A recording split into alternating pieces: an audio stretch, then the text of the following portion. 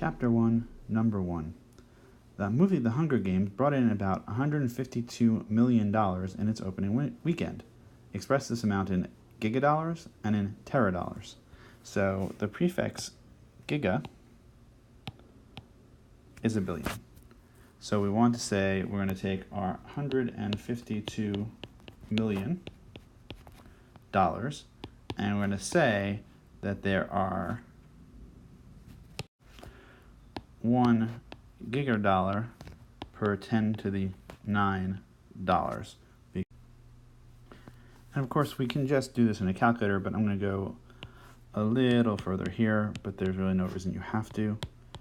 But this is 1.52 times 10 to the 8, and then the bottom is still 10 to the 9. The dollars have canceled, and we're left with gigadollars. And then we look at this and we say, well, 10 to the 8 over 10 to the 9 is 10 to the minus 1. So this is 1.52 times 10 to the minus 1 gigadollars. And then we recognize that that's the same as 0.152 gigadollars. So a little bit less than a sixth of a gigadollar.